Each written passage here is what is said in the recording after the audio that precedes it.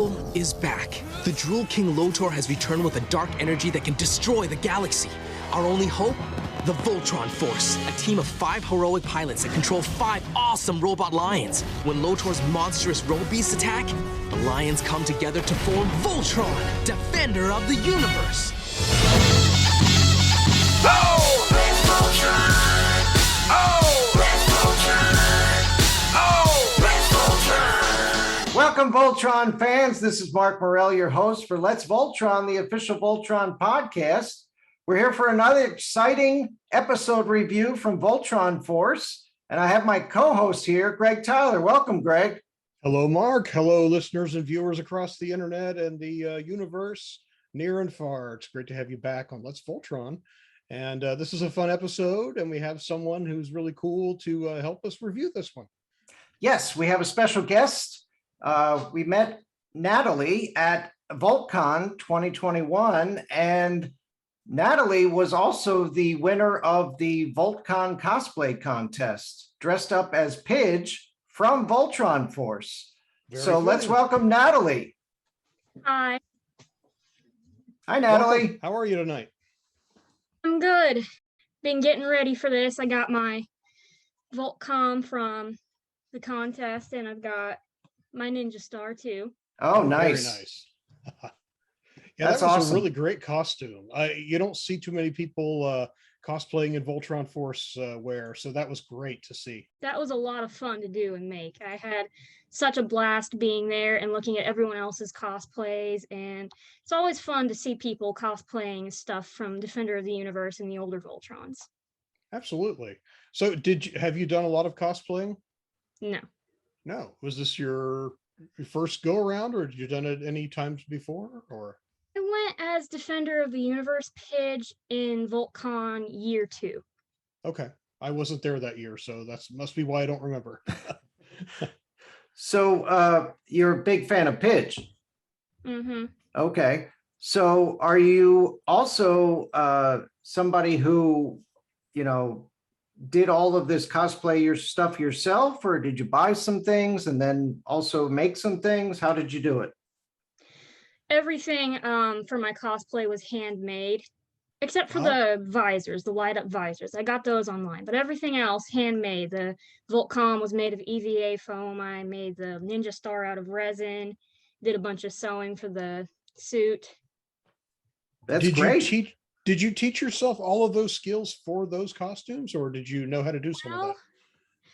I actually messaged Eric Stalker, the guy who made the VoltCons, all 5 of them, like, hey, how would you go about making this? And he's like, well, what a coincidence. I'm actually making them anyway. So he sent me the patterns, told me how to do it.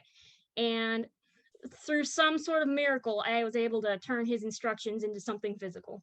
That's so great. Eric is such a generous person with his time and his enthusiasm. So that's an encouragement. That's great. And that visor was a nice touch because it had like the holograms that you see from Voltron Force. How did you find that? I just did some Googling, some looking on Amazon. One of the first things I saw, I think it was $15, not certain. Wow. Well, it was a great costume. Yeah. And I also remember you from VoltCon 2021 for having amazing knowledge of Voltron trivia. Yes. Going all the way back to the 1980s. You were at Mark's table, the triumphant table, and I was at the other table, the less than triumphant table, but we still had fun. Yeah, so, I have to say that there's no chance we would have won without Natalie. Yeah, you blew many people away, including myself. It was great. So how did you get into Voltron? And because clearly you were going for Voltron Force that year. I remember your knowledge extending back to the original series and of course forward to Legendary Defender. So how did you get into all this?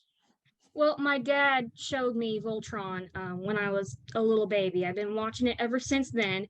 And I used to watch Nicktoons religiously when I was little. So I was probably about 9 when Voltron Force came out. And I remember seeing the first commercial for it and pausing it and dragging Dad into my room at about 6 o'clock in the morning and showing him because I was so excited. I knew what that was. And I would make him watch every episode with me. And then the end came, episode 26, and I'm like, oh man, I can't wait to see what happens in season 2. And I waited and I waited, and it took me a couple of years to realize maybe they're not continuing it. And then I got so excited when Legendary Defender came out, and I made him watch that with me too. Did he watch it with joy or with reluctance? Do you know? Either a little bit of both. Really? Yeah. Does your dad prefer the original show? Yeah. Yeah, I can understand that. I love all of them. Yeah, same here. It's great that you have your own Voltrons, plural, for your own enjoyment too, in addition to what you grew up watching. That's great. Yeah, you're a second generation Voltron fan. Yeah. Do you have a favorite Voltron show series? It's a toss up between Voltron Force and Defender of the Universe. I can't pick one. Okay. That's great. Okay. Well, so do you have any cosplay plans for VoltCon 2022? Or do you know yet? It's still got time. I don't know. I kind of set a precedent for myself last year. I'm not sure. I'm thinking maybe either Merla or Larmina. Kind of toss up too. Both of those would be great. Yeah. I don't think I've seen a Merla, at any of the conventions. Have you, Greg? No, I haven't. I mean, I don't get around to cons as much as you do, but I don't remember seeing any online images of anyone cosplaying as either character. So either of those would be very unique and cool. Yeah, and it's been very rare that we've seen any Voltron Force cosplay either. So to be able to have either Larmina or Merla would be awesome. Oh yeah. Now this is not from this episode, but Gary. Gary. Yes. Cool. Yeah, so a very creative Voltron fan had made these. A fan of the Legendary Defender, but when she was listening to the podcast and heard me talking about how great Gary was, she made these very, very kindly. So, are you guys ready to get to Inside the Music? Let's do it. Yeah, all right. Let's do it. All right, so Voltron Force, Inside the Music. This is the 14th episode of the series, production number 114. It originally aired November 3rd, 2011, after a bit of a hiatus from the previous episode, which had aired August 25th. So people had time to watch some reruns and get caught up on the show. The story, as with many episodes, was by Todd Garfield and Jeremy Corey, written by Mark Drop. I believe this is Mark's only episode of the show that he wrote. Yes. Directed, as all the episodes were, by John Delaney. The cast, the usual suspects: Ashley Ball as Allura, Doran Bell Jr. as Vince, Shannon Shanken as Larmina, Andrew Francis as Lance, Mark Hildreth as Lotor, Giles Panton as Keith, Ty Olson as Hunk, Vincent Tong as Daniel, Sam Vincent as Pidge, and many of these actors did other incidental voices in this episode as well. And I just wanted to mention there were a bunch of incidental voices, and the voice actors must have had a lot of fun with this one because, wow, there were a lot of crowd people at the festival, and they showed a lot of them. This had to be the episode that had the most individual characters out of all of them. I think you're right. And I did recognize some of the character models as having been used in very early episodes. So I think they were definitely economizing on some of the designs that they had already had in previous episodes. There's one very distinctive character who looks like the robot from Metropolis, the old 1928 Fritz Lang film, basically a metallic, a fembot, I guess you could say. There's a character walking around at the concert who I remember that very distinct design from the very first episode where Keith is in that holographic beach with Manset. So there were a couple of models that were reused, but yes, definitely a wide variety of characters. Right. All right. So where do we start this episode? Well, as with all of these shows, we start with a teaser, and we start with Princess Allura addressing an ambassador. And this is taking place some period of time after Sky Marshal Wade has been apprehended from Clash of the Lions, and the Galaxy Alliance is starting to reunify finally, and become what it once was. And Allura is greeting an ambassador, and the ambassador is pleased to be there, but is a bit bummed that one of the heirs of Alfor, Lady Larmina, is missing. And so Allura tries to assure the ambassador that she's around, and well, she does make her presence known. And how's that? How does she do that? Well, things start Hear shaking. loud bass thrumming through the castle, and they're like, "Oh my gosh, it's an attack!" And Allura's like, "That's no attack." And it cuts to her in Larmina's room yelling at her and Hunk, who are both having quite a loud jam session. That's right. I like how the dignitaries react, it's like, it's hit the deck, quick, under the tables. Yeah. We need to call Voltron. Let me raise this umbrella. Okay, that's an exaggeration. But anyway, yeah, so that's what happens. Allura shows up quite quickly to basically address Larmina and Hunk.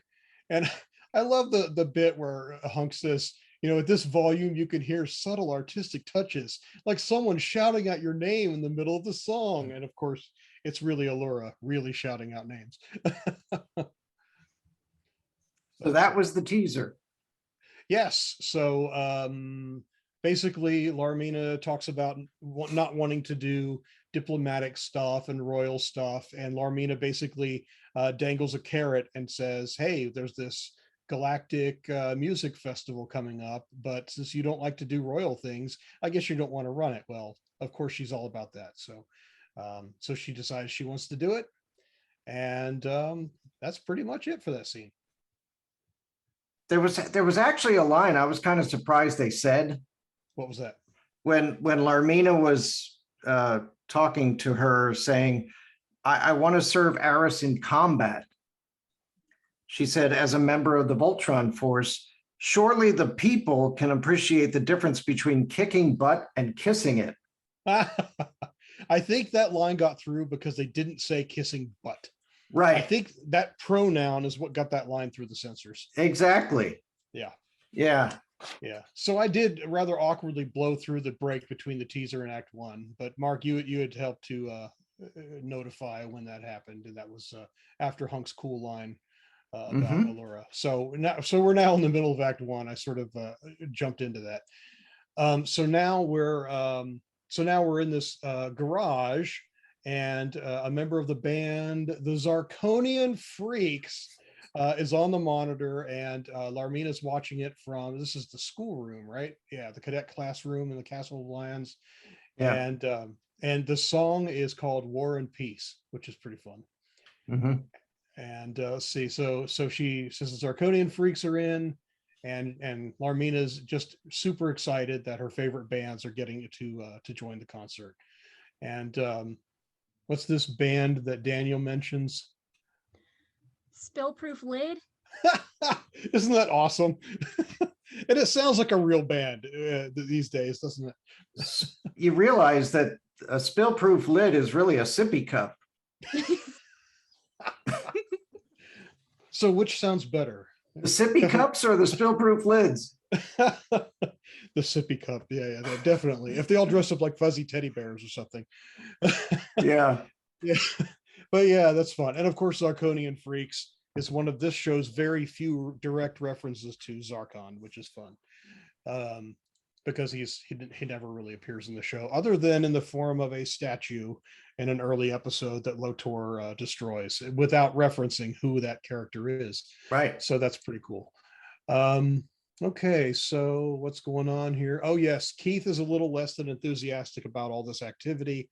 He wants to know if this band has a G5 security clearance, which is typical Keith in this show.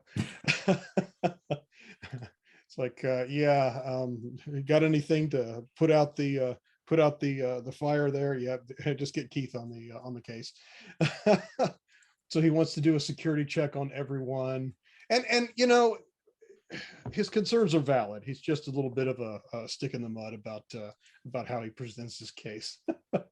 Which So he had a right to be like that because of what happened later. Oh yeah, I mean, I think it's always funny in these episodes that the characters who kind of the characters who push for this sort of thing are always brushed aside. I mean, going to the very, very, what is it? It's the very last episode of the show where, even though you don't see the direct payoff, when Keith is talking about beefing up like a national guard on the planet Eris, and how are they going to defend themselves on a go forward basis? And Laura's like, oh no, we don't need that. Everybody's at peace now. And then of course, what happens right after that? Earth is attacked. So spoilers. Basically, with the Voltron Force, anything that can go wrong will go wrong at some point. That's right. You think they'd learn their lesson, because they can never do anything fun without Lotor or Wade or anyone showing in every series. That's right. Yeah. So what's going on here? Larmina mentions the one band that she would love to book but can't, Stereolactic, which we first heard of in the episode The Hunk Yard. That's right, the Hunk Yard. At the Hunk Yard between Larmina and Hunk. So this is the first time we get to hear them for real and see them as such. So so they're excited about it, but nobody knows how to get in touch with them. And of course, Keith comments about how difficult it'll be to run a background check on them. And Larmina says she knows another huge fan. Well, we all know who it is, right? Hunk. Yes. So in the hangar of the Castle of Lions, she talks to Hunk. Hunk has no idea how to reach them. Pidge is a little preoccupied with with continuity from the previous episode. Black Lion's piece of the Nexus is leaking data in an ancient code, which is interesting. He almost needs to create a new branch of science to understand it. That's pretty interesting. I did think it's funny, and this is me as a computer nerd.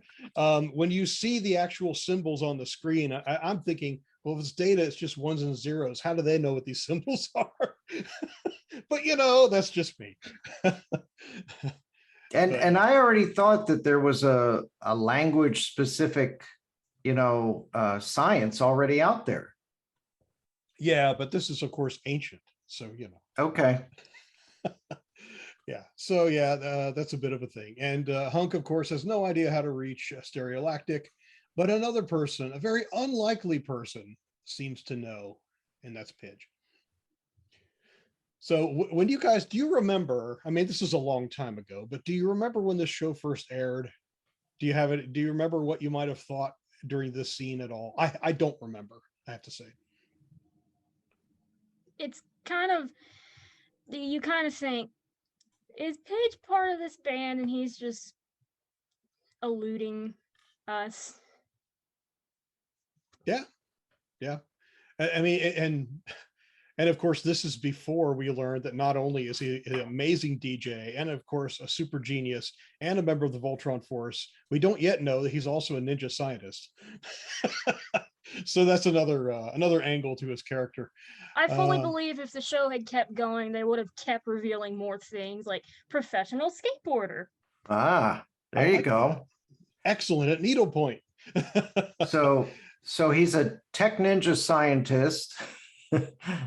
He's a stereolactic guy, and I'm sure there's 101 other things that we don't know about. But Larmina kind of cuts into him when he says that he might be able to contact them, and she goes, "You, Pidge, they are like the coolest band in the entire quadrant, and you're you. No offense." How is somebody not supposed to take offense to that? And he just brushes it off like none taken.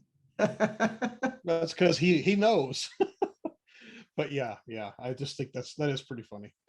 And everybody likes to make fun of the smart one, but yeah, of course he's not offended in any way by it. And of course, immediately they respond to the message that he has supposedly sent and said that they're on board. What did he quote them as? "Yo, Pidge, we're in. Anything for you, man. Peace, Stereolactic. Yeah. That's great. And of course, once they all find out that he's able to get in touch with Stereolactic, they think he's the coolest person on the planet and they want his autograph. Vince is like, sign mine to V-Man. Oh, that's great. And what I love Hunk's reply. Do you guys remember what it was? I'd lift heavy stuff for you anytime, cool little buddy. Yeah, there you go. Which is so funny. I keep thinking of now this is going back a ways to Voltron the Third Dimension, where it seemed like in every other episode, Hunk and Pidge were in some lab, and Hunk had this ginormous piece of machinery. It's like that big old slab of ribs that Fred Flintstone had back in the Flintstones. He's got some generic whatever it is, and he's just going back. You got to wonder, does he just go back and forth with that thing for fun? I don't know, but Right. But yeah, that's good stuff. So everything looks like it's going somewhere. The amphitheater has been set up. A lot of people are showing up. It looks like Allura is super proud of Larmina, and she's worried about Stereolactic showing up and is very eager to meet them.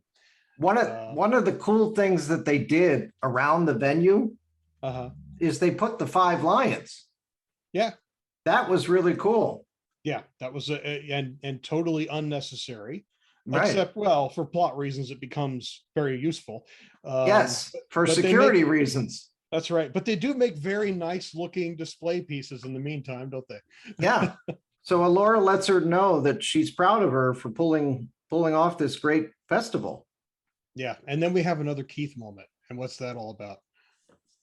Finds him walking around with a thing slung to his hip, and he's like, what kind of creep brings a weapon to a concert for peace? And before he even gets a response, he takes out his sword, his VoltCon weapon, and just slashes it off. And this guy is like, dude, that was my camera. And then Keith gives him a t-shirt. I don't know if that equals the value of the camera. I don't know. Concert t-shirts are pretty pricey. Right. Oh, yeah. Oh, that's so Keith in this show.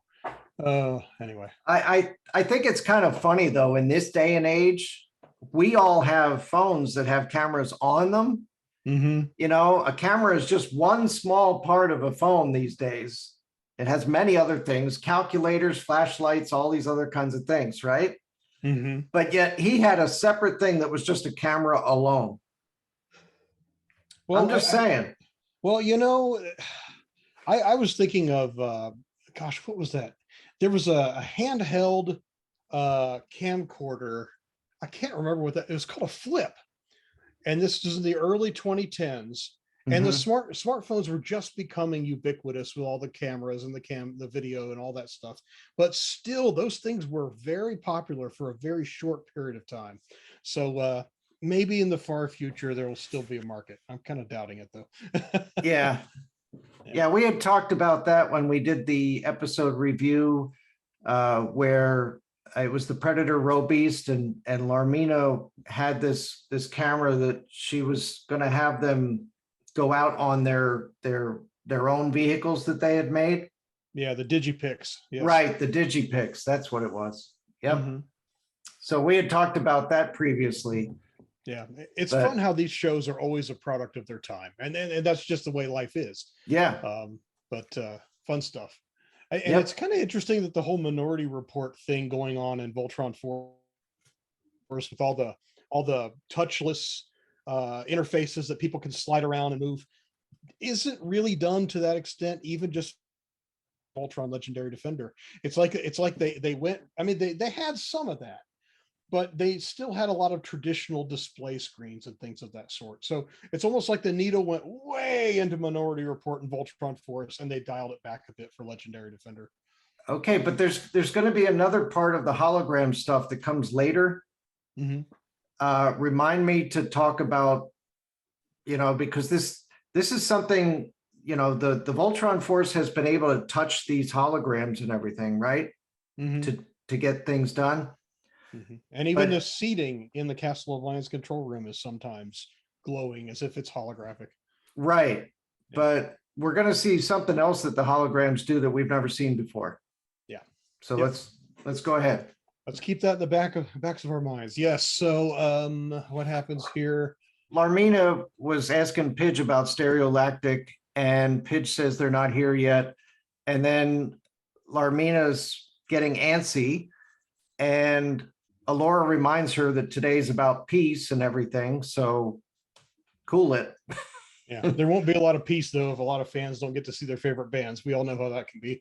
But then Daniel and Vince have something to show the team.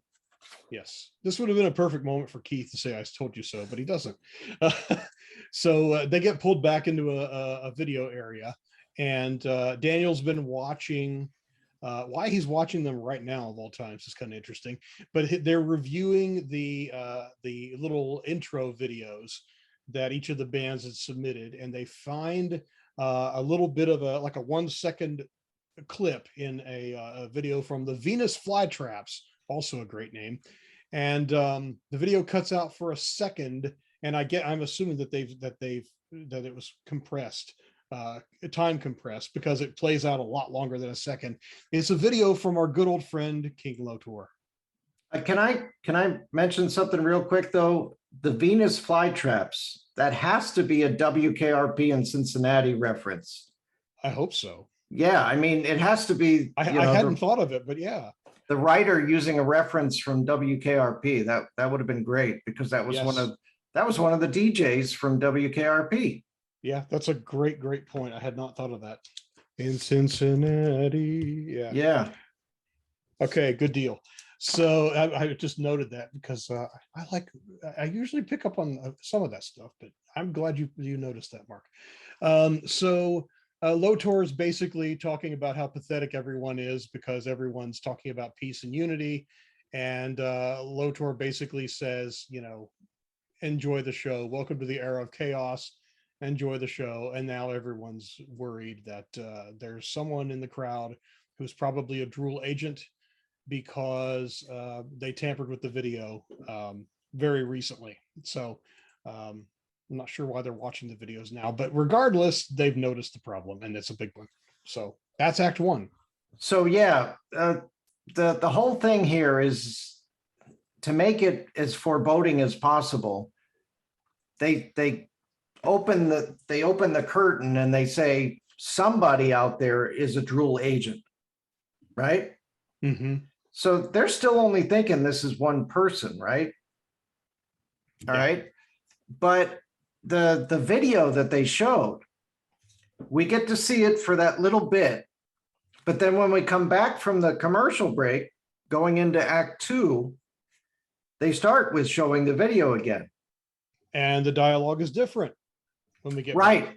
Now in the script, they basically show all the dialogue on the video, mm-hmm. but some of it they didn't even use in the show. Right.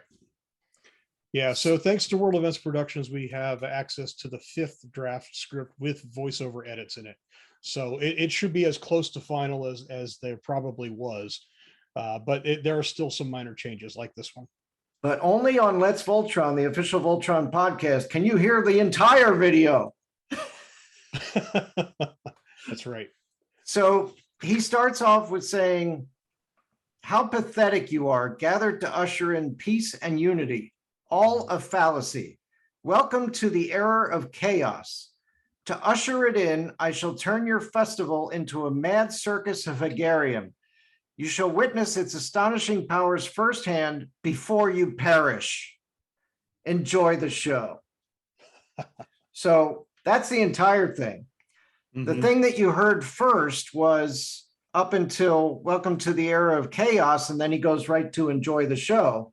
Mm-hmm. Now, when you come back into Act 2, he says, I shall turn your festival into a mad circus of Hegarium. Enjoy the show. Right. So yes, apparently perish is not far enough removed from die to be acceptable. Right. I keep thinking of the old in the 80s, you'll face oblivion, meet your doom, and all that other stuff. I guess perish is a little too close to the chin or something. Funny because in the first one of the first episodes, Vince actually says the word death. He talks about the simulators, and he's like, all the fun of flying without the death. That's true. Good point. So now is the time for Keith to be Keith, but he doesn't say I told you so. He says we got to cancel the show. And Larmina doesn't want to do that. Yep, Allura agrees. She doesn't want Lotor to win symbolically. And Lance says, yeah, we'll just have to find this drill agent. And Hunk says that Pidge is probably scanning for traces of Hegarium. And Larmina says, oh, no, he's looking for stereolactic, which is fun. And so everybody splits up to go try to look for suspicious people. Right. So yeah. So Larmina actually thinks that this Drool agent might be the one person, because Pidge admitted that stereolactic, right, isn't a full band. It's just one person, DJ Prom. Right. So after she hears that, then he says that the rest of the band is made up of basically holographic images. And she goes, wait a minute, you mean to tell me that my favorite band is based on a cartoon? They're going meta. Right, exactly. And Pidge's response, does anybody want to do the honors? Hey, he's as real as I am, and quite rad, I might add. Yeah. So a cartoon is as real as he is. And of course, what is this show? A cartoon. It's very awesome. Right. But so.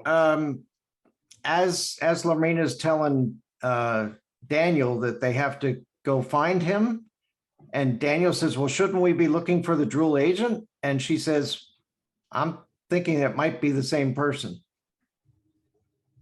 Yeah, that's quite a conclusion to jump to, isn't it? I mean, it's convenient in a 23-minute episode, but yeah, you got to suspect somebody and be thrown off the trail, and this is a convenient way to do that. But it seems to be a bit of a leap in logic, I think, especially as enthusiastic as she is about the band, to go from that to a spy. Right. I don't know. Yeah. But it provides a lot of drama, because there's going to be a part that we find out it's not as dramatic as we thought it was. Right. Yeah. And that works really well. Yeah. So everyone's out searching for stuff. And I love that Keith makes a comment that his earplugs are holding. So he doesn't have to hear this awful music. Yeah. And Lance is up in the sound booth, and he complains to the sound guy that it doesn't sound good enough, basically. Needs more hi-hat. Yeah. Now, I am not a sound person. I don't know what hi-hat means. That's the cymbal thing. Oh, is that what that is? Okay. That's the symbol that comes together when you press the pedal. Okay, gotcha. Thanks for the clarification there. So the sound guy says, do I tell you how to police a perimeter, dude? Which is fun. I love that. Hunk can't find anything happening in the mosh pit except for the ladies who seem to be interested in him, which is nice for Hunk. And now the cadets are out looking for someone suspicious too. And because the cadets are always good at finding things, they wind up finding DJ Prom. So they actually see him. Right, they do.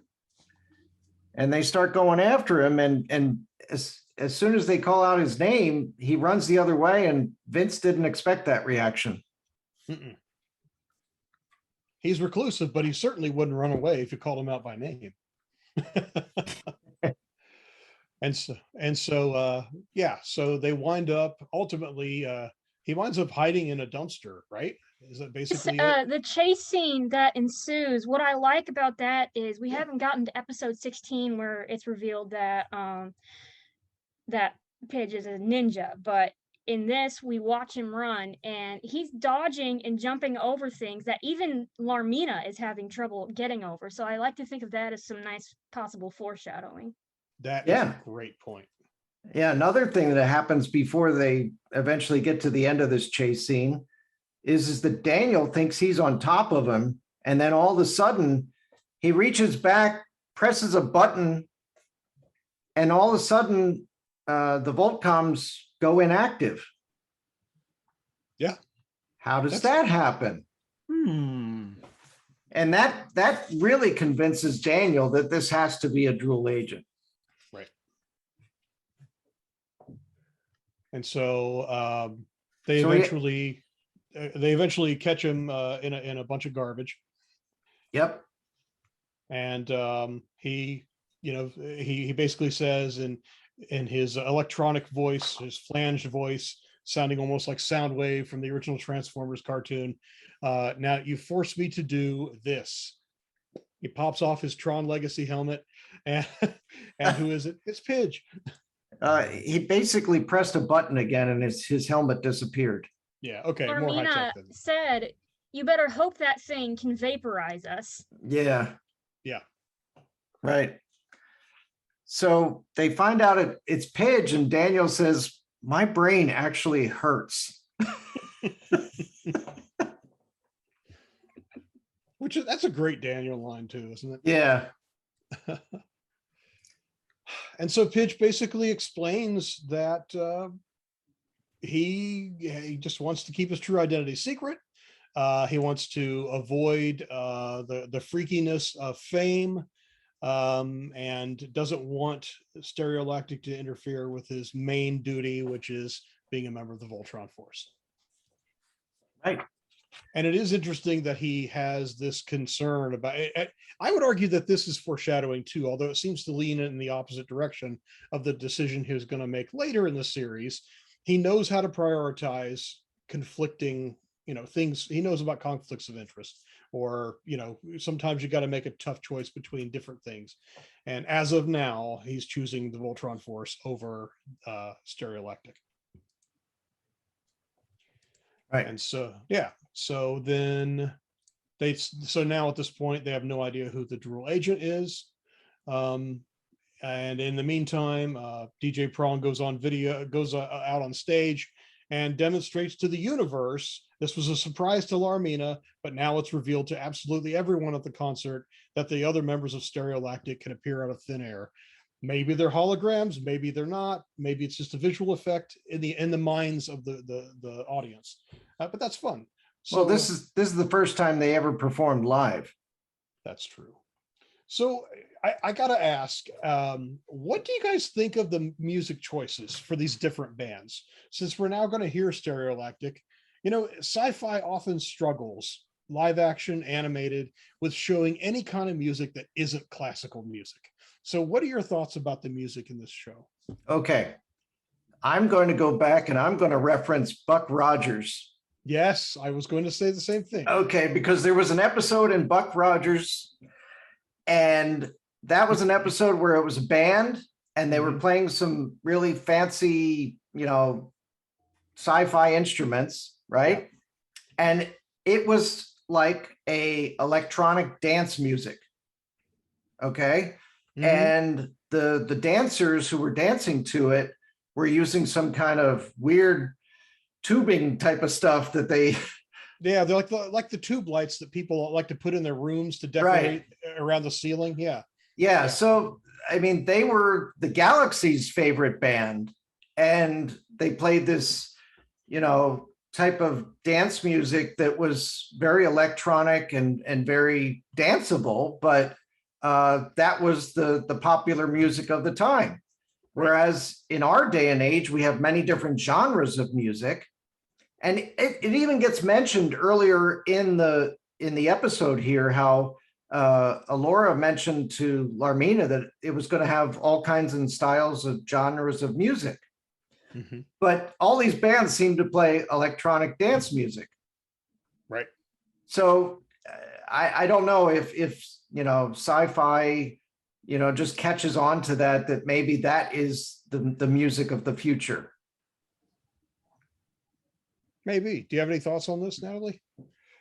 I mean, yeah, that probably sounds about right. We hear earlier that all genres of music that matter. So that's what Alora said, is all genres of music that matter. So maybe they're hitting out on a couple genres. I don't know. Yeah. Another example, Mark, in addition to Buck Rogers, is the original Battlestar Galactica. An episode right after the pilot, or maybe it was in the lengthy first episode. They had this band that was like an alien version. It almost looked like Diana Ross and the Supremes, but I think they had 4 eyes. So they had these little animatronic eyes above the real eyes of the actors. And of course they had the Supremes kind of dresses and all that. And I always get the feeling every time any sci-fi show tries to do anything other than classical music, something that is, timeless in air quotes, it always seems to just do today's music with a slight twist. It's funny, but I do think the music's catchy in the show, and 10 years, 11 years later, it still sounds pretty good.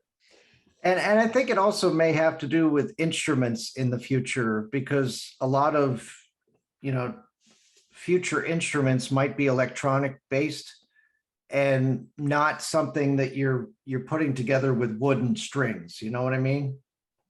Yeah. So all the old traditional instruments get replaced by all these electronic sounds and everything that you can make do anything.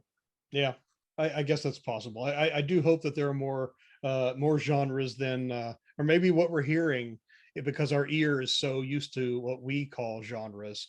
Maybe the distinction between these individual bands in the ears of the people of the future is a lot more distinct than what we can hear with our own ears today. There you go. Okay. So yeah, it's like, 50 words for ice if you live near the poles, that kind of thing.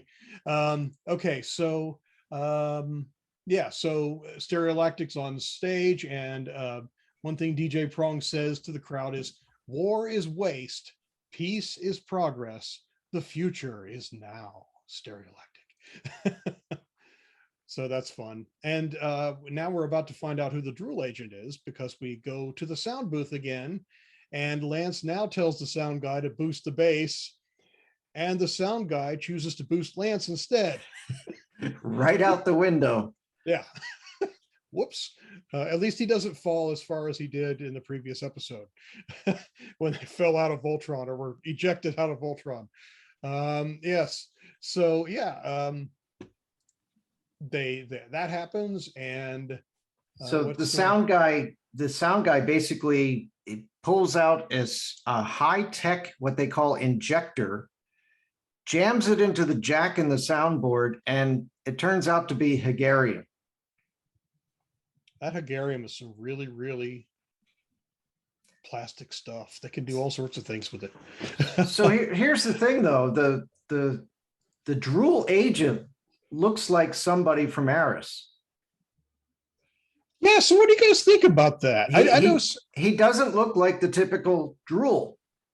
Right. And sometimes the original series, there'd be references to, in the Vehicle Voltron shows, to our spies tell us that, the Drools of that show talk about spies on the Explorer. Presumably they look like everyone else on the ship. What do you think about a backstory for this character? I mean, speculative, what do you think?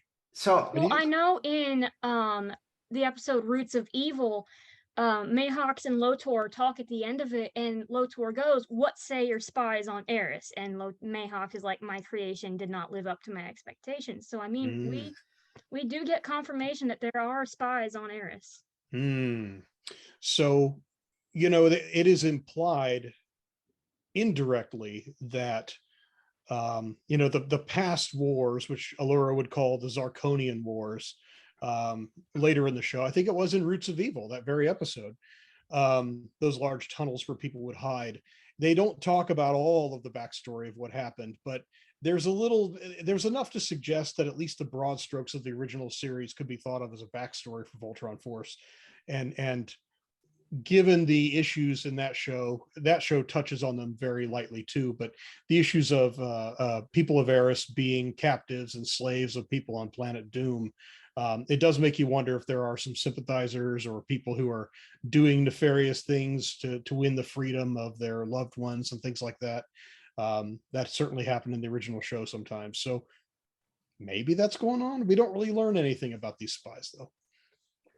So you have to wonder this whole plan that they had to, ruin this festival and show, the people of Eris and the people of the galaxy that Lotor is the one in control. But this guy, what's his motivation? What is he getting out of it? What did Mayhax and Lotor promise him in order for him to do this? I have an idea. What? Lotor's telling this guy, if you disrupt this concert, we will give you old school wood and string instruments, and you can start your own old school country western band. What do you think? It'll be like a country jamboree, huh? Yes, like the Country Bears Jamboree. Yes. Yeah. Oh my goodness. Yes. So maybe that's it. Who knows? And I don't know. Yeah. So Pidge now notices that there's Hagarium going on, and I'm trying to remember, what does he do here? Oh, his equipment is beginning to sparkle and have that wonderful purple glow that we've come to know and fear. And so Hagarium is now beginning to take over some of the equipment, and Pidge, very interestingly, as the stage begins to reconfigure, the helmet comes off. And so his secret is revealed to everyone. However, the people in the crowd think it's all part of the show. Yeah, he's thrown off the stage. Yeah. But Daniel and Armina fall to the stage and get swallowed up by this thing as it's transforming. Yeah. So they're stuck inside of it. Now, this is quite a thing. The Roe Beast, so it's an amphitheater that transforms into a Roe Beast. And going back, this reminds me a little bit of Transformers from the 80s. Mhm. There, in the episodes that immediately followed Transformers the movie in 1986, there was a 5-part show called The Five Faces of Darkness, and it showed the creation of Trypticon. And that was the Decepticon city, and it transformed into a dinosaur. Well, and that was a big toy, of course, and all that. But the city mode was very spacey looking and all that as a toy, and usually in the cartoon. But in the show, we see its builders converting a real human city. It transforms into the dinosaur. And then from that point on, every time it transforms again, it looks like the city from the toys. So I remember watching that thinking, are you serious? That city turns into that thing? There's a little bit of a stretch here. However, there are enough pieces and parts of the amphitheater on the finished Roe Beast that it works out pretty well, actually. I think it works remarkably well. Okay. You don't have to do a lot of disappearing pieces and appearing new pieces.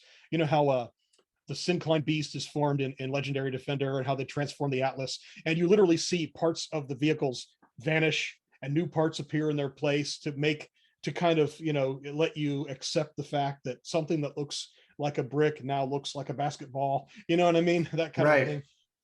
They didn't have to do a lot of that kind of cheating here, which works really well. Okay.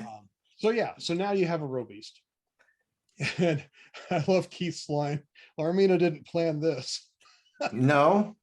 And Lance has a great line. What is his response? He said, the sound guy's the drool agent. I should have known. He had no ear. Yes. Yeah, so they're stuck. So Vince and Daniel and Larmina, they're who knows where they're at. Daniel and Larmina are trapped inside. Vince is stuck in the crowd. Yeah, but yeah, that's right. So now they're and so now Keith has a Batman moment. To the lions. To the How convenient that they were there. Yes, very convenient.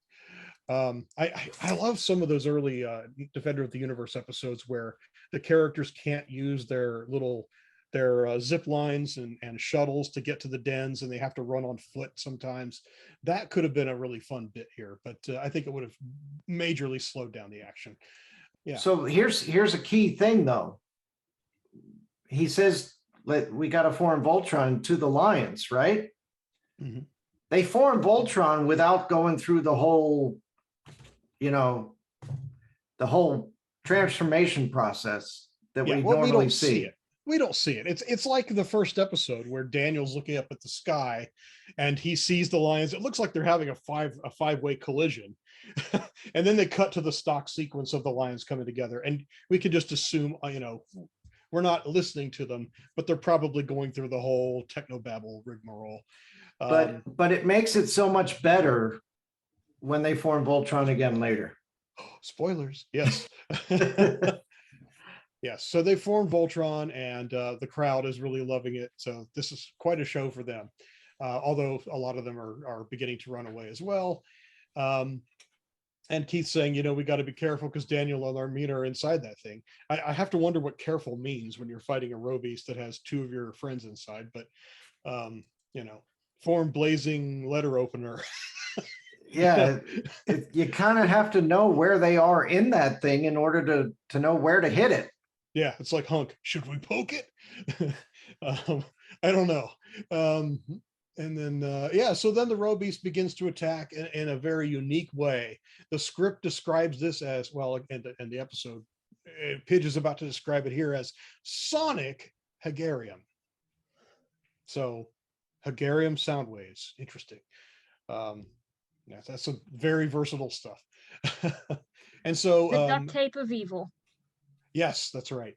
I love that. So it hits Voltron, and what happens?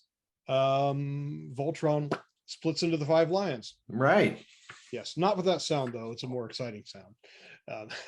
And that's the end of Act 2. Yep. All right, so we're back at the amphitheater, and the row beast is now above the crowd as they're starting to run, and Vince is trying to avoid, getting hit by the row beast or stomped on by people. And Keith now says, "Hey, let's do this. This gives this another try." And now you get the full-on preamble and everything else with the old music. Oh yeah, so which we first heard in this show in the previous episode. Right.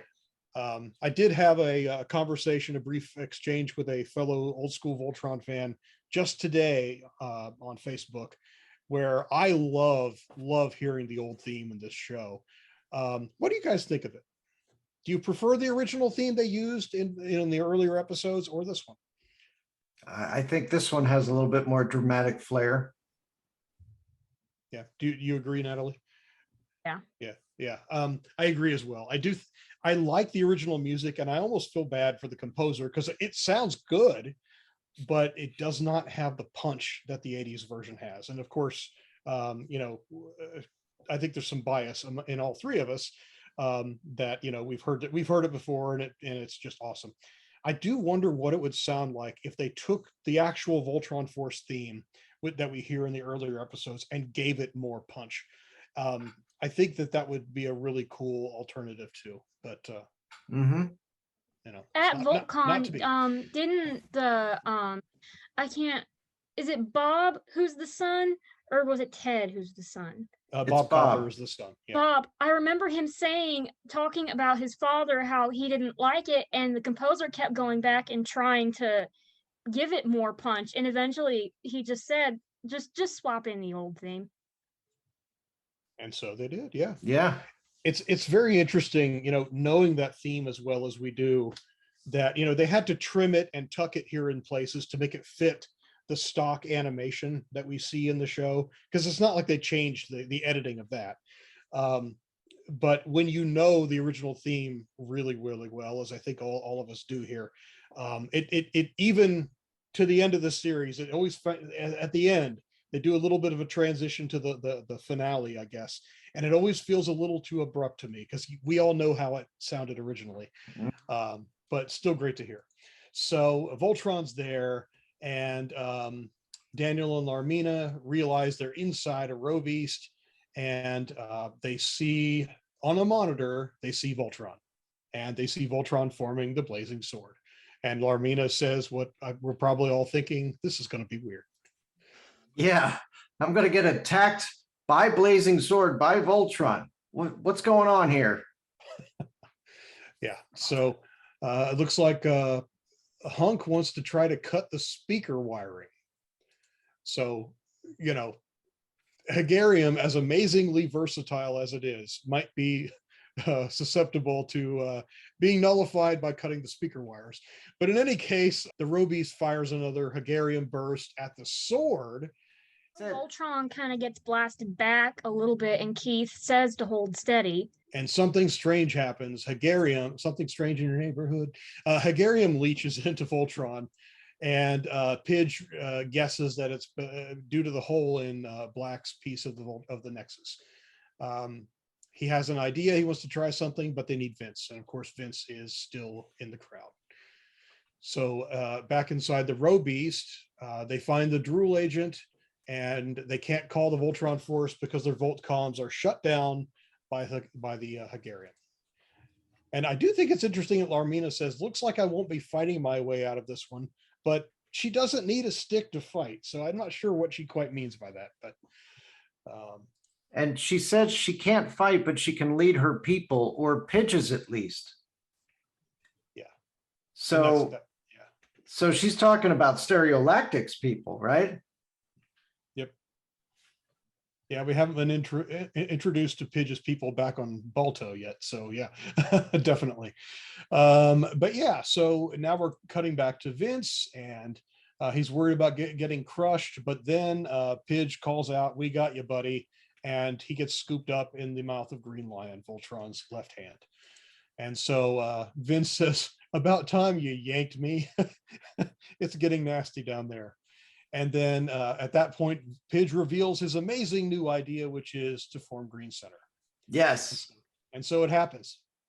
What do you think about the buildup to this? Okay, so this was pretty cool because, of course, when he said, "I need Vince," that's the only way they're going to form Green Center, because he's got to do his little stuff. Yeah, he unlocks the new configurations and all that stuff. Yeah. Right. So yep. I love just the line, "We're going green." Yes. It's wonderful. Yeah, and they use that in dark blue at the end as well, when they talked about Voltron going green with the solar panels, and Pidge looks up at the Green Lion and says, "Not yet." Mm-hmm. Yeah, so this is pretty cool. I like the way Voltron, right before the change happens, he sort of looks down at himself. There's like this flare up of energy, like golden energy coming out of Voltron, and he's kind of looking down at himself like, what the? And then the one thing that's a little interesting is that typically when we see a change in Voltron's configurations, you know, we see some kind of shots of the lions breaking apart, coming together. This one is punctuated more by the way Voltron's head forms in this show, and it's really, in the moment, I didn't really think about it in the moment, but it is a little bit bizarre watching it later. Voltron's head pops up out of Voltron's body. It's not like the Green Lion head pivots downward and opens its mouth. The Green Lion head just seems to kind of pop up and open, and then we see Voltron's face with the mask over its mouth and all that. So that's kind of weird, but it's a nice grand reveal. It doesn't make sense, but dramatically it works. And this is also the first time that the Voltron has been named by one of the Voltron Force members. Yeah, because Tech Ninja Voltron. Right. That's right. Pidge calls it a Tech Ninja Voltron, whereas... And we haven't learned that he's ninja yet. We still haven't gotten to episode 16. Right. So even old school Voltron fans wouldn't know that. And so this is a tip of the hat to something from the past, but not Defender of the Universe, but actually Beast King Go Lion, where what's he called? What's his nickname? They call him Shorty, I think. Hiroshi. Yeah, it's right. Yeah, Suzuishi. He's got I think they call him Shorty as his nickname. But yeah, he jokes that he's from a family of ninjas. And so there's the ninja connection, if there is one. But yeah, this is a nice tip of the hat all the way back to Beast King Go Lion. I kind of thought it was a little reminiscent of Stealth Voltron from Third Dimension. That's true too. And actually, just very recently, I rewatched that first appearance of Stealth Voltron, and I remain convinced that you could make a drinking game out of anytime they say the word stealth. Take a sip. It's pretty funny. So, Yeah. so they, as they're forming it, he calls it Tech Ninja Voltron, but then he says, please be, and then Vince calls it out, Shield, as the Shield is formed. Yes. And they do give it a name in a later episode. They call it the Boomerang Shield. And this is actually a very interesting moment, because there's a bit of a confusion from going all the way back to Go Lion and lasting into Voltron Defender of the Universe between the show and the merchandise. In the show, Voltron refer to Voltron's weapon is referred to as the spinning laser blade in the original show, and in Beast King Go Lion it's called the spin cutter, and it's used always as a bladed throwing disc. And he throws it, and it's got the blades, it does its thing, and the merchandise almost always describes it as a shield. So going back to Matchbox and other things, and the toy always holds it as a shield. So it's interesting that they've taken both concepts and fused them into this one weapon. Pidge does actually call it a Boomerang Shield after it does the boomerang part. Okay, in this very episode. Okay, yes. My apologies. Yeah, he says, let's see how this record spins right before he launches it. Yeah, that's right. But as it comes back, he says, Boomerang Shield, sweet. That's right. That's right. So, so it's interesting that they basically have brought back the spinning laser blade, but given it both functions, the anime function and the toy function, and put it into one weapon, which is pretty cool. So yes, the shield does really good stuff. It deflects the sonic Hagarium, and it's also usable as a weapon. So something happens here as they're fighting. The Roby starts to kind of jerk around like there's something going wrong, like maybe it has indigestion or something. And it turns out that, Daniel and Larmina they're basically messing up the connection between that Hagarium barrel or injector or whatever it is. And the Robeast gets disrupted a little bit. Well, this is the part we need to talk about again, because we're talking about holograms again. Yes. So when she said, I'm going to use Pidge's people, she means the rest of the band, Stereolactic. So DJ Prong had his own, holographic band members. She brings all three of those band members up, and they climb up to where the sound guy was, and they actually start messing with things. And the sound guy tries to punch them, but he can't because they're holograms. But then they can touch other things. Mm-hmm. And one of the things is that Hagarium thing that's jammed into the soundboard. They take it out. And that's what really messes up the robot, so that the Robeast is unable to do anything at that point. But then eventually, the Voltron Force tells them to get out of there, so they stop messing with it, and the sound guy puts it back in. Mm-hmm. But then this time he turns it all the way up, and it sends a supersonic Hagarium blast at them. Right. And so, so is this what you wanted to talk about the capability that we seen before? The fact that the holograms could actually touch other things and do other things, but then when somebody tried to hit them, they're still holograms. Immediately, a couple seconds after the sound booth guy tries to punch with the hologram turns around and punches him. Interesting. And this is foreshadowing to this guy a little bit later, Gary. So the idea that they could touch holographic things and it would be a physical thing that they could touch or sit on. And now those things are coming to life and actually doing things that people can do. Yeah. Which is something we haven't seen before. Yeah. It does make you wonder, in sci-fi, it's very common for people to sit in a control panel at a cockpit or control panel for the very first time, having no familiarity with the instrumentation and just know how to use it. But in this case, it makes me wonder, what is Larmina actually doing to manipulate these characters, these stereolactic people, and have them do whatever it is that they're doing? I mean, if you've never done it before, yeah, I mean, it's pretty neat. It's like, okay, kick him, now punch him, now turn immaterial, now become solid. You know, what is she just thinking her way through this? What's going on? It's like Luke Skywalker when he was able to project his own body in front of Kylo Ren, and then have a physical fight with Kylo Ren, but then at one point he just lets himself be immaterial again, and Kylo Ren goes right through him. Yeah. Yes. You had to bring back that memory. Sorry. I'm kidding. But yeah, you're right. And yeah, so it's very interesting to think about those ramifications. And I kind of like this development, and I don't want to dwell on it too much, but I'm reminded a little bit of Star Trek's holodeck that they introduced in The Next Generation. But in that case, they were almost always solid. Then, I mean, because they were trying to simulate some kind of a fantasy or a different reality. And so they were trying to simulate real people and real objects. So it makes sense that they would be solid most of the time. In Flash Form Go, we do see they have a Lotor sim that Lance fights, and they can actually touch that and be hit by it. Yeah. So it is interesting that this show takes the Next Generation concept to the next level and goes from the always solid all the time to solid when it's convenient, light only when it's not, which is kind of cool.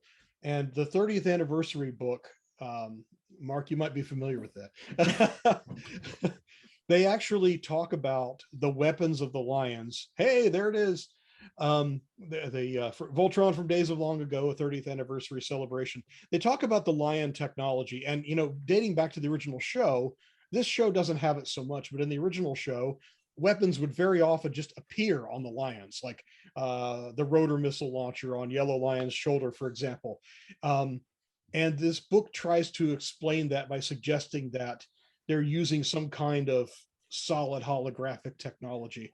The book sort of takes the slant that Defender of the Universe and Voltron Force are a definitely shared continuity.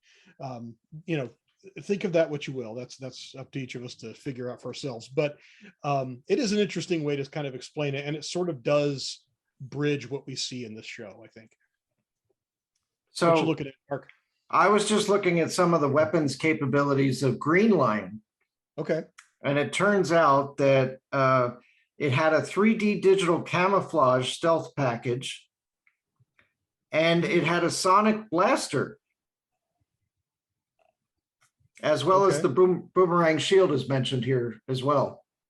So, when Voltron is formed. I think I take some of the weapons listed in the book as with a bit of a grain of salt, but those are cool concepts. And of course, the whole stealth thing, they had that in the third dimension for all the Lions, and the Green Lion, of course, in Legendary Defender had the cloaking device too. So yes, that's cool stuff. I do believe we see the sonic blast in the next episode, actually, when Pidge tries to drive Black Lion out of a tree. Oh, good call. Was that the thing? So I don't remember off the top of my head. I haven't watched the episode in a while. Is it the cannon on the Lion's back that shoots the sonic blast? Okay, all right. So it's good that I wonder if that's a multi-purpose cannon or if that's just a sonic weapon. Who knows? We can pretend what we want, I guess. Yeah. So now Pidge says probably my favorite line, because it's just so silly. It sounds silly. I think it's time for me to kick out the jams. Let's see how this record spins. And so this is just, you had already mentioned some of this, Mark. They're fighting, they throw the shield, and it cuts the row beast in half at the waist. And it's good that Daniel and Larmina have managed to crawl down low enough in the row beast that it didn't even nick their hairdos. So they're safe.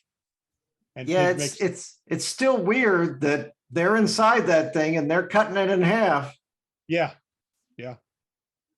But anyway, all of a sudden you see Pidge saying, "Where are Larmina and Daniel?" And then Larmina, you only hear her voice in the beginning. She says, "Let's hear it for Voltron Force." And then they reveal Larmina on the stage at Pidge's deck. And she says, "Thanks to them, peace will win out over evil and war. Galaxy Alliance, time for peace, love, and rock and roll." And as she's doing that, she goes like this, and all these things light up. And then the song Gravitationally Challenged kicks in, and the crowd's dancing wildly again. And then from Blue Lion, Laura says, "You may be a royal pain, but you are definitely a royal at heart. Way to lead, Larmina, way to lead."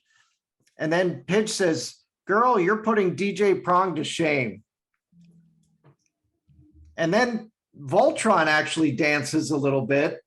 And Keith says, "Pidge, are we seriously doing the robot?" That's fantastic. I think Voltron needs to dance more. Yeah. Yeah. It does a really good robot. It's like it was built for that sort of thing, to be a robot. Yeah. And that's the end of the show. Yeah. But here's the thing, that we never find out what happens to the sound guy that was the Drool agent. That's true. Maybe he got smashed when the Robeast that had been bisected transforms back into a full amphitheater. I don't know. It's We don't see that happen, but that amphitheater is still there. It just seems like, to me, they should have really gone after the guy completely that was causing the whole thing. Yeah.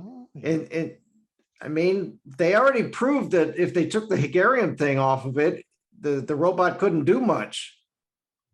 You know, That's true. so why did you have to cut the whole thing in half? Just stop not the as guy who's action-y. doing it. You got to have the action. It's not as fun. That's true. But here's the We thing. got to show what Green Center can do. That's true.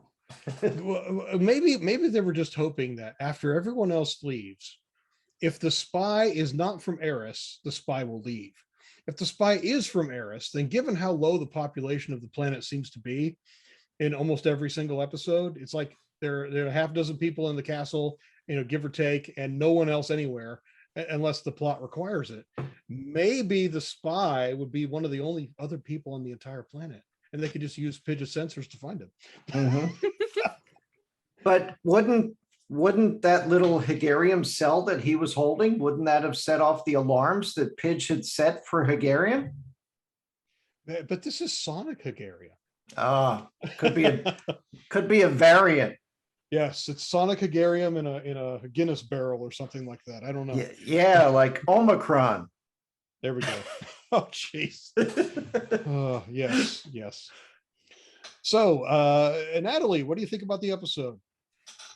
Very fun episode. I remember at VoltCon, Bob Koppler talking about how he wanted this to be fun. This was their vision for the show, to be fun. And I think this definitely nailed it. Yeah. Completely agree. Mark, what about you? Well, I was seeing what was happening when the castle was shaking at the very beginning of the episode, and all that bass that they were using and everything. I would have liked to have seen more of seeing what Hunk and Larmina could come up with as a band. That's true. And I was kind of hoping that if there was enough time at the end, that maybe they'd see if they could even stand up to Stereolactic and Pidge. You know what I mean? Battle of the bands. Nice. Right. But that never happened. There wasn't enough time. Lotor looks like he's from a hair band. Maybe in the second season.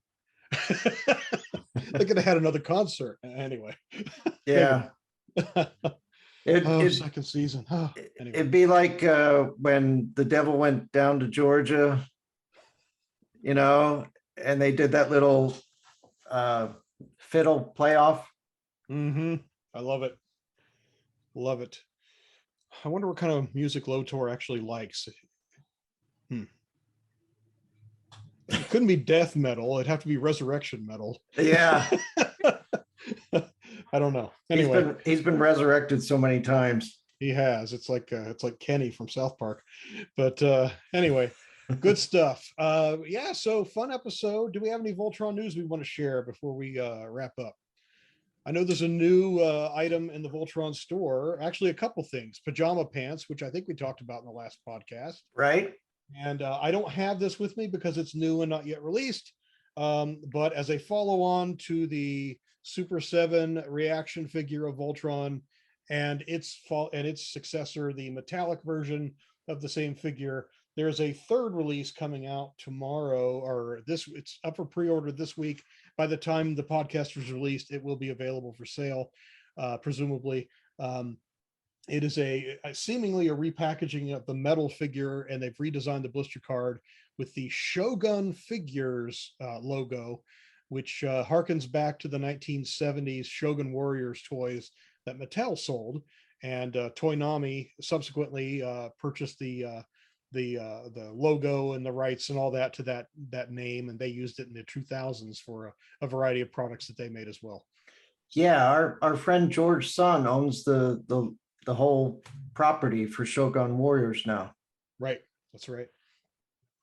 And of course, they made those 24-inch tall Shogun Warriors, Go Lion and Die Rugger, and I believe they re-released. They made a new version of Godzilla, which is a tip of the hat to the 1970s version with the launching fist and the little lever-activated tongue that would stick out of the mouth and all that. So, and the little wheels on the feet. Good stuff.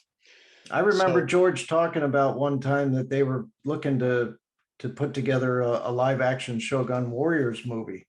Oh, that would have been sweet. Yeah. Yeah. But anyway, costs a lot of money and all that to make those movies, as Voltron movie aficionados or want to be movie aficionados are very familiar with.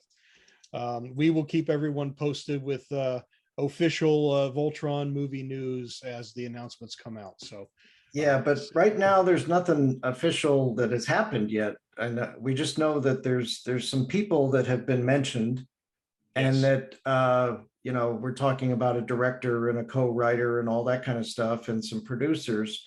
But until it gets taken by a studio and everything, there's nothing that really happens. Right. And so let's keep our fingers crossed that comes to pass and that it's the bestest movie ever made. Yes. All right. In the meantime, Natalie, thank you so much for joining us. Did you have anything else you wanted to share with us or our listeners? I don't think so. Thank you guys for having me. Did you have fun doing this? Yes. Okay, cool. Oh, great. You were always welcome back to help us with another episode sometime. Yeah, your knowledge of everything from past Voltron and Voltron Force and everything really helps to bring together these episodes. So thank you very much. Yep, thanks. And we'll see you all next time on Let's Voltron. Let's go. All night. Let's go.